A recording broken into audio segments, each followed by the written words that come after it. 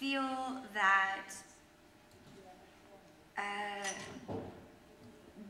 connecting with this fandom, honoring, you know, I'm gonna get emotional, honoring you,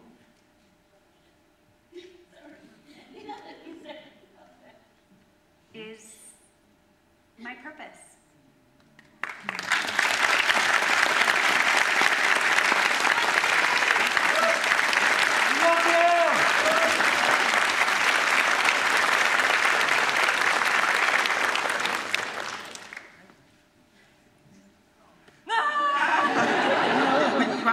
Why you're looking at me like that? That's why. I think it's just getting all of us.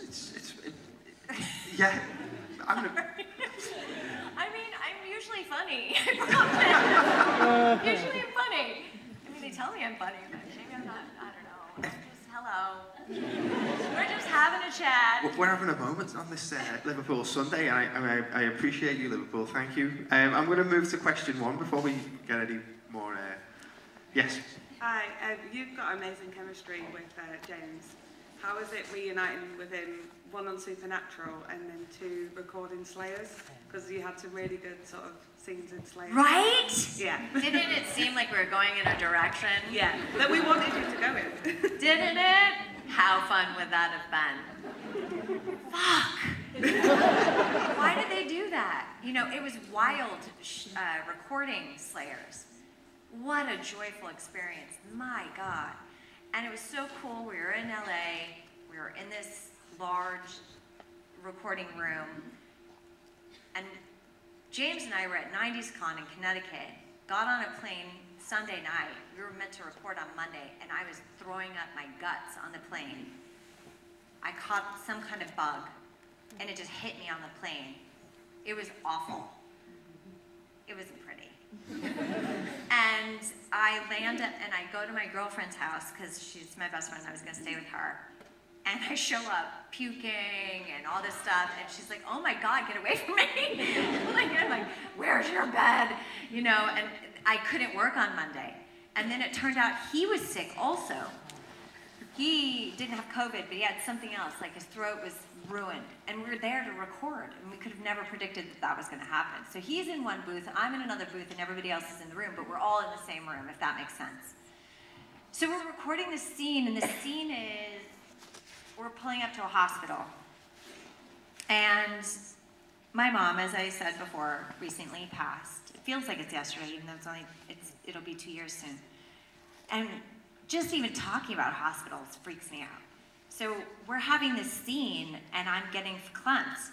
And you can kind of, I don't know if they went with that take or not, but I got, you know, really teary-eyed, and then pivot to, are you flirting with me? Some version of that, right? And it was just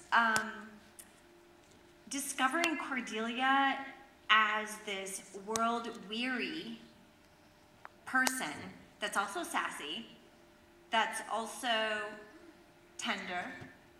It was really challenging. I'm like, who is she? I had a meeting with the creators, Amber Benson, bless her, and Christopher Golden, I love, what a mensch. And I'm going to them and I'm like, I just don't know who Cordelia is anymore. I just don't feel like I'm delivering. I don't feel like I'm doing this right. I don't know. I thought I would be able to get on the bike, and they're like, what are you talking about? I'm like, I don't know, is this right? They're like, yes, it's right. And I think the scenes with Indira, too, were really special. But to your credit, or to your question about James, I'm sick of his face doing cons with him, in that sense. Like, we do cons together a lot. He's like my work husband, in a sense. So I'm kind of sick of him in that sense. But as actors, working together, we've never really got to do that. So I love watching him work, and I loved our chemistry, and I loved the way they were. I don't know that it was intended to go that way. It just was happening. And I'm looking at him, and you know, when we're shooting and he's in the booth, he had the light over top. It wasn't intentional at all.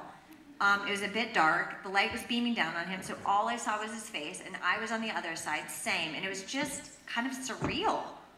Like, we're having this intimate conversation in the car, and I'm like, wait a minute. Is Cordelia and Spike on? Is this gonna happen? Did you feel that? did you feel that? Did you see that? Like, we were all kind of talking about it. I don't know that it was planned. And that's kind of the magic of what I do, because God, I love it. I love it so much when I get to do that, when I get to like discover something that wasn't on the page necessarily, but the chemistry happens and you're like, oh, that's magic. And I had that in it with the character Indira as well. And that's why they changed the name of the show to Slayers, because that was the underlying story. And the next season, Cordelia was going to narrate, but then Disney pulled the plug, sadly. Did I answer your question? Yeah, thank you. Okay. It's wonderful. Awesome questions, you guys. So great. Thank you. Hi, it's been lovely meeting you today. Thank you. I just want to know, was there a particular scene from Buffy or Angel where you took longer to take because you all fell about laughing in hysterics? Anything that sticks out? I mean, that happened a lot. I can't even tell you one time because it was pretty regular. I mean, we were working, I know for me, I never worked less than 16 hours. So, and why I say 16 is because you shoot for 14, but you're in hair and makeup for 2. So it's 16-hour days every day, minimum. So if you had special effects or stunts, forget about it. Your day is done. What's the question? If there's ever a moment in particular in your head of a scene where you all just felt Oh, falling out. So you're giddy. Basically what I'm trying to tell you is you're punch drunk. You're so freaking tired.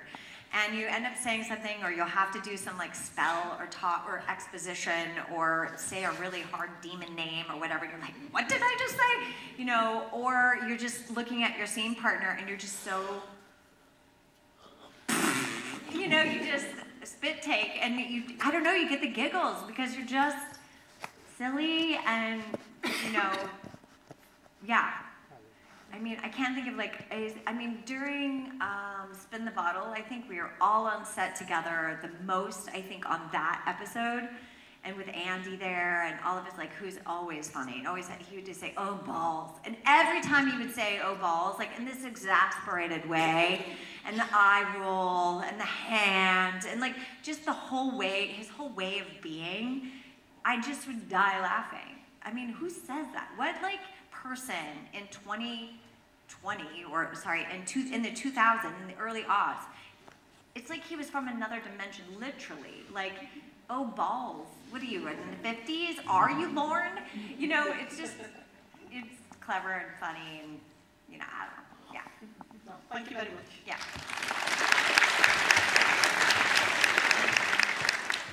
Hi, it's good to see you again, Charisma. Cordelia and Doyle spent such a short amount of time together, but it's like you spent seasons together. The chemistry was so good between you. With who? With Doyle. Doyle. Glenn. How was your time working with Glenn on set? That man had more talent in his pinky than I think anybody I've ever worked with in my life. He kept everything so fresh. He was an acute listener. He was skillful. And it was natural for him. You know, I remember I was actually on the set of What's Eating Gilbert Grape with Leonardo DiCaprio once. And it's a long story of how I ended up on that set. But I got on that set. Do you want me to tell you?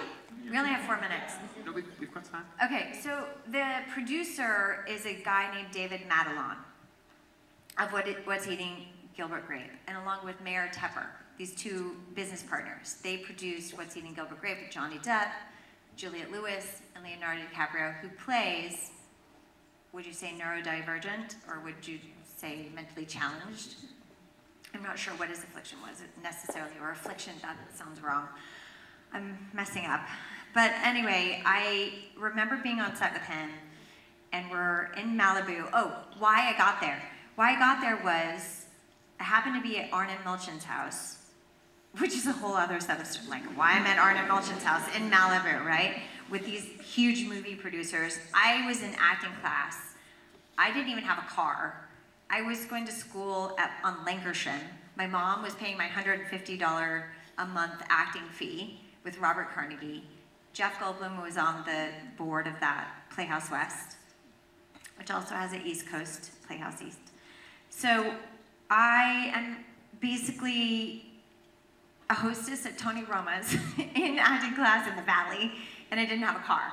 But my boyfriend was a former Davis Cup junior champion. So he worked in finance, but there were a lot of complications, so he ended up teaching tennis to get by.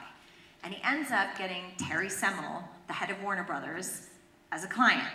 And from Terry Semmel comes Arne Milchan. And from Arne Milchan comes Mayor Tepper. And from them comes all these different people. So Arne, would invite Julio and myself out to his home occasionally, like pretty much every Saturday during the summer in Malibu. This place, like cuckoo bananas, gorgeous. So we're at lunch, we're out at the beach, and David Madelon is in his swim trunks and a shirt, and in his shirt pocket was a hamsa, a charm, a hand. He lost it in the sand. And I am really good at finding things, really good. And I said, I'm gonna find your hamsa. He gave up. He goes, it's impossible, it's in the sand. I go, nope, I'm gonna find it. And I fucking found it. In the sand. I shit you not. And I walk in the house and I hand it to him and he burst in tears. He's like, how did you do that? And I'm like, I don't give up. And he's like, oh my God, I don't even know what to say. Like, my sister gave this to me. I was so heartbroken. I thought it was hopeless. And I was like, it's my pleasure. I'm glad I was able to find it for you. So as a thank you, he sent me this fabulous bottle of champagne. And now I've been hooked on champagne for the rest of my life because of that. And it's a flowery bottle. I don't even know the name of it, but it's fancy. And he gave me a business card that said, come to the set anytime you like. So I went to the set when they did shoots, reshoots. They had to do all these reshoots because of a hair issue. So I'm on the set in the grass in the Malibu hills with Leonardo DiCaprio, sitting crisscross applesauce, picking blades of grass and sucking the milk out of the blade of grass. And we're just shooting the shit. And he's super young at this point, much younger than me. And he's contemplating whether or not he should leave his agency to go to CAA, which is like the biggest talent agency in the world. And we're like talking about it. And then Johnny Depp is sitting next to me on the other side, and his makeup artist standing by. And he makes fun of him. I have a mole on my knee. And Johnny's making some joke about my knee, like a fly landed on my leg or whatever. And I'm like, well, you really should do something about your teeth. And, you know, and he loved that because in What's Eating Gilbert Grape, he took his caps off because he has really fucked up teeth. And so that was part of the character. But anyway, so we're all just sitting around, and it was just like one of those moments in my life that I'm just like, holy shit. I'm on a major motion picture film with some of the biggest stars in the world because I found this hamsa. And I don't know why I'm telling you this story. Why am I telling you this story? What was the reason of me telling you this story? You're not sure either. Is it okay that I told this story? It was an incredible story. I mean, a moment for me. What was the point? Does anybody remember why I brought this up? Working with Glenn. Glenn! What the fuck? Oh, tell us. Everybody said Leonardo DiCaprio was one of the most talented actors because he could go from, even on True Romance that he did with Claire Danes, not True Romance, Romeo and Juliet. Thank you. And he just had that ability to snap into character. He could be action and be like in this full character. And Glenn Quinn was like that also, where he could just be talking about whatever, right up to, and I'm the type of person like, would you please shut up? I can't even hear myself think. Please don't talk. I gotta get my lines right. What is, you know, like this. And everybody else is just, you know, there's just some people that have that thing that they can just turn it on and turn it off, and I don't have it. I don't have it. But working with him was such a masterclass in kind of de-investing a little bit, being relaxing and trusting your skills and your talent. And I just was so always white-knuckling it, you know? And he helped me kind of realize that, you know? I guess, does that answer your question? impression? Yeah, that was brilliant. Thank you. That Love was the a story. really long way around the bend. Okay. One guy is left. Wait, you wanna? Yeah. Is there time? Is there time? We're gonna make time. Okay, thank you. It's just about audible I was late. players. When Chris and Amber came to you and told you the idea, what was your reaction to you being a Slayer, and were you nervous about being Cordelia? So, getting involved with Cordelia again was a bittersweet feeling. I was like not sure, and I was like, does any of the money go into his pocket? Am I like, I don't know. I had to like wrap my brain around it. I had to also realize more than one person went into the making of that show, and if it helps employ more people, and it does help me, and it keeps my insurance because I have a kid, and I'm getting older, and it's a brutal business, and like, you know, I had to wrap my brain around a lot of things before I could say yes, but ultimately, it was like, how can I say no to her because of who she is, how her creative mind works. I have tremendous respect for her in that regard. And just her nature as a person, just how tender she is and how thoughtful she is and how very adamant she was about creating a safe space for these characters to come back together again. And to be able to have that chemistry that we were touching on earlier today. So it was scary at first. Then I went through some neuroses about like, am I doing it right? And then I let go. And I was able to just be safe, feel safe.